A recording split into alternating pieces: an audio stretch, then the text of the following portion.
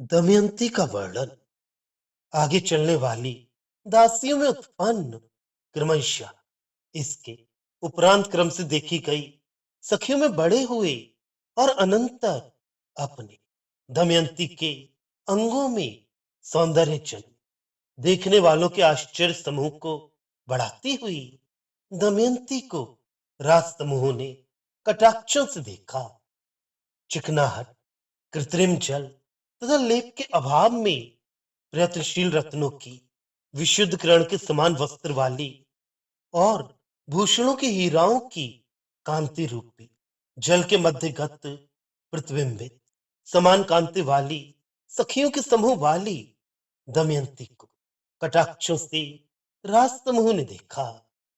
अर्थात दमयंती के वस्त्र की चिकनाहट कृत्रिम जल तथा लेप के बिना ही रत्न प्रभा के जल के द्वारा बनी हुई थी और उसके भूषणों में जड़े गए हीरो में दमयंती के समान सौंदर्य वाली सखियों के समूह का प्रतिबिंब पड़ रहा था।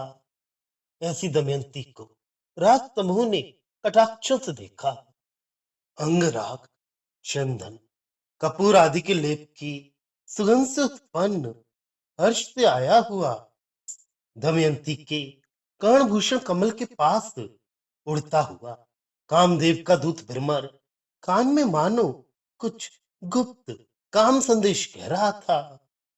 ऐसी दमयंती को राज समूह ने कटाक्षों से देखा। विरुद्ध रंगों वाले भूषणों में जड़े गए रत्नों की कांतियों के मल्ल युद्ध के कौतुक को अर्थात अनेक रंगों के भूषण जटित रत्नों की कांतियों के परस्पर मिश्रण को कौतुक के साथ देखती हुई और मानो कामदेव के द्वारा अपने धनुष के भ्रम से संचालित स्त्री स्वभाव जन्य विलास से टेढ़े किए गए भ्रुद्वय को धारण करती हुई दमयंती को राज समूह ने कटाक्षों से देखा। अर्थात दमयंती के भूषणों में अनेक परस्पर विरुद्ध रंगों के रत्न जड़े गए थे। उनकी कांति परस्पर में मिलकर चाकचिक्य उत्पन्न करती थी। वे एक प्रकार उनके मल्ल युद्ध के समान मालूम पड़ता था। उसे दमयंती देखती थी तभी विलासपूर्वक उसका कटाक्ष कामदेव द्वारा चलाए गए धनुष के समान प्रतीत होता था। अर्थात उसका कटाक्ष देखकर दर्शक काम पीड़ित हो जाते थे। ऐसी दमयंती को राज समूह ने कटाक्षों से देखा।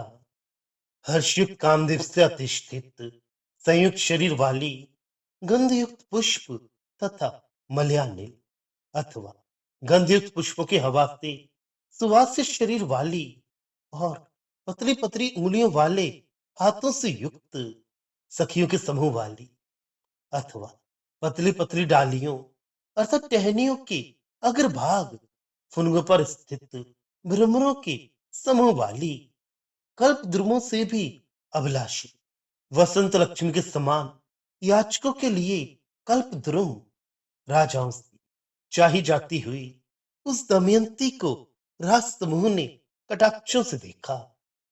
पीली, श्वेत, लाल तथा नीली कांतियों वाले रत्नों की किरणों से शरीर पर लेप होने के कारण अर्थात दमयंती के शरीर के ऊपर उक्त चार रंगों वाले रत्नों की कांति पड़ने से गौरोचन, चंदन, कुमकुम और कस्तूरी के विलेपनों अंगरागों को पुनरुक्त करती दोहराती हुई दमयंती को राज समूह ने कटाक्षों से देखा। यहाँ पर क्रमशः पीले रंग वाले पुखराज से गौरोचन के, श्वेत रंग वाले स्फटिक या हीरे से चंदन के, लाल रंग वाले माणिक्य से कुमकुम के और नीले रंग वाले नीलम से कस्तूरी के लेप को पुनरुक्त किया जाना समझना चाहिए। पुष्पमय बाणों से कामदेव को नल का विजय कर सकने वाला नहीं मानती हुई अतः अपने भूषण के पत्थरों रत्नों के किरणों से बने हुए इंद्रधनुष को अर्पण करती हुई दमयंती को राज समूह ने कटाक्षों से देखा। अर्थात नल दुर्जय योद्धा हैं अतः कोमलतम पुष्प में बाणों से कामदेव उनको नहीं जीत सकेगा और इस कारण वे बिना काम भस्मीभूत हुए हमें प्राप्त नहीं हो सकेंगे।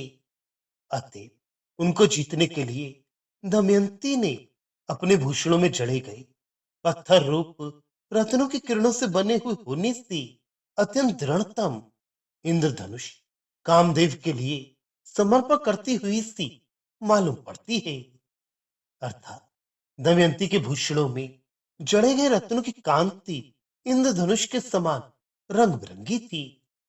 ऐसी दमयंती को राज समूह ने कटाक्षों से देखा। भूषणों की अपेक्षा श्रेष्ठ विभूषणों में, उन विभूषणों की अपेक्षा श्रेष्ठ वस्त्रों में तथा उन वस्त्रों की अपेक्षा श्रेष्ठ सघन मणिकांतियों में आसक्त राजाओं की दृष्टि कहीं भी अच्छी तरह पान करने अर्थात देखने के लिए भाग्य या ब्रह्मा के द्वारा प्राप्त अवकाश वाली नहीं हुई। उक्त ऐसी दमयंती को राज समूह ने कटाक्षों से देखा। अर्थात जबकि दमयंती के श्रेष्ठतर तथा श्रेष्ठतम विभूषण वस्त्र तथा सघन मणि कांतियों में से किसी को भी क्षण मात्र स्थिर होकर राजा लोग अच्छी तरह देख नहीं सके। उसके शरीर को अच्छी तरह देखना तो बहुत दूर की बात है। अथवा विभूषण वस्त्र मणिकांति समूह से आच्छादित दमयंती शरीर को राजा लोग नहीं देख सके। अथवा विभूषण आदि से आच्छादित दमयंती शरीर को यथावत नहीं देख सकने के कारण राजाओं की उत्कंठा उत्तरोत्तर बढ़ती गई। आच्छादित वस्तु को देखने के लिए उत्कंठा का बढ़ना स्वाभाविक होता है। पहले दमयंती के अतिशय सौंदर्य को देखकर संतुष्ट देवों द्वारा आकाश से की हुई पुष्प वृष्टियों से, इसके बाद उन पुष्पों की गंध से आकृष्ट होकर आने वाले भ्रमरों से और उन भ्रमरों के काटने के भय से फिर दूसरी ओर घुमाए हुए मुख से राज समूह की नहीं दिखने दी गई। उस दमयंती को राज समूह ने कटाक्षों से देखा। खेद है कि देव अभिलाषित में विघ्न करने का प्रयत्न किया करता है। मैं दमयंती की सखी का श्रेष्ठ मुख बन जाऊं, ऐसा राज समूह के द्वारा मनोरथ के अतिथित्व को प्राप्त कराई गई। अर्थात ऐसा चाहे गई सखी के मुख के लिए नेत्र प्रांत से कपूर तथा कस्तूरी के प्रवाह को छोड़ती हुई अर्थात उक्त प्रकार के सखी मुख को देखती हुई दमयंती को राज समूह ने कटाक्षों से देखा। दमयंती के सखियों का मुख बने बिना मुझे दमयंती के कटाक्ष अवलोकन का सुख नहीं मिल सकता। अतः मैं दमयंती की सखी का मुख बन जाऊं, ऐसी इच्छा राज समूह ने की। उस सखी मुख को दमयंती श्वेत नील कटाक्ष से देखती थी। ऐसी दमयंती को राज समूह ने कटाक्षों से देखा। राजाओं की मुख कमल को आनंदित करने वाले मुस्कुराने के इच्छुक अधर के हिलाने से थोड़ा दिखलाई पड़ने वाले दांतों के किरण समूहों से चांदनी के हर्ष गर्व को खंडित करती हुई दमयंती को राज समूह ने कटाक्षों से देखा। अथवा पढ़ने वाले दांत रूप सूर्य समूहों से सूर्य समूह द्वारा कमलों को आनंदित करना तथा चांदनी के हर्ष या गर्व को नष्ट करना उचित ही है। चांदनी से भी अधिक सुंदर मंदहास वाली दमयंती थी। उस दमयंती को राज समूह ने कटाक्षों से देखा। प्रत्येक अंगों के भूषणों की निर्मल रत्नों के व्याज से जहां पड़ी वहीं पर निश्चल दर्शक नेत्रों वाली तथा मोतियों के हार के अग्रभाग में दैदीप्यमान गारुत्मत मणि की आभा से परपुष्ट नाभि रूपी गुफा के अंधकार वाली दमयंती को राज समूह ने कटाक्षों से देखा। दमयंती के प्रत्येक अंगों पर जहां दृष्टि पड़ती थी वहीं निश्चल हो जाती थी। उसके प्रत्येक अंग के भूषणों में जड़े गए निर्मल रत्न ही मानो दर्शकों के नेत्र हो, ऐसा प्रतीत होता था। आशय यह है कि दमयंती के प्रत्येक अंग रत्नों से जड़े गए भूषणों से अलंकृत थे, जो दर्शकों के निश्चल नेत्र से प्रतीत हो रही थी। हार के अग्रभाग में गारुत्मत मणि के द्वारा दमयंती की गंभीर नाभि का अंधकार और अधिक बढ़ रहा था। दमयंती की नाभि अत्यंत गहरी थी। उस दमयंती को राज समूह ने कटाक्षों से देखा।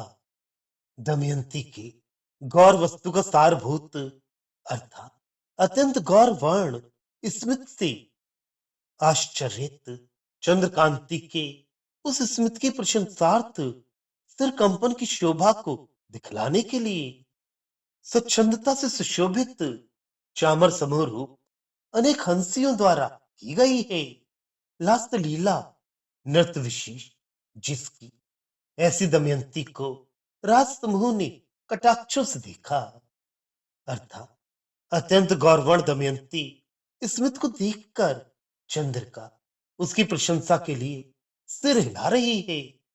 इस बात का अभिनय स्वच्छता भूषित चामर समूह रूप हंसियां नृत्य विशेष थी जिसकी कर रही है। ऐसी दमयंती को राज समूह ने कटाक्षों से देखा। उस दमयंती के अंगों की भोगा भली चंदन कपूर आदि उसके प्रतिपादक ग्रंथ की स्तुति गायिकाओं के बीच में निरुक्ति क्रम में कुंठित अर्थात पूरा वर्णन करने में असमर्थ अप्सराओं के लिए स्वयं धारण की हुई स्त्री हृदय का भूषण लज्जा को प्रसाद देती हुई दमयंती को राज समूह ने कटाक्षों से देखा, अर्थात दमयंती के शरीर के भोगावली का वर्णन करती हुई मेनका आदि अप्सराएं उसका पूर्णतया वर्णन नहीं कर सकी। तो स्त्री हृदय का भूषण भूत लज्जा जिसे दमयंती ने भी स्वयं स्त्री होने से धारण कर रखा था, उसको उन अप्सराओं के लिए प्रसाद रूप में दे रही थी, अर्थात जिसके अंगों की भोगावली पूर्णतया वर्णन नहीं कर सकने के कारण अप्सरा भी लज्जित होती थी। उस दमयंती को राज समूह ने कटाक्षों से देखा। लोक में भी कोई स्तुति पाठकों के लिए अपने शरीर में पहने हुए भूषण आदि को पारितोषिक रूप में देता है। दांतों की कांति से ताराओं को, मुख की कांति से चंद्र को और बालों की कांति से आकाश को जीतती हुई किस राजा के दोनों नेत्रों को कंठ तलक अर्थात भरपेट मधु भोजन नहीं कराती हुई, अर्थात सबको भरपेट भोजन कराती हुई दमयंती को राज समूह ने कटाक्षों से देखा, अर्थात अति सुंदर उसके रूप को देखकर सभी राजा अमृत भोजन किए हुए के समान पूर्णतया तृप्त हो गए। अलंकृत शरीर को अपेक्षा आश्चर्यजनक अनलंकृत भूषण रहित शरीर वाली प्रशंसा करने की अपेक्षा प्रत्यक्ष दर्शनीय शोभा वाली पालकी से सभा में प्रवेश करती हुई दमयंती को राज समूह ने कटाक्षों से देखा।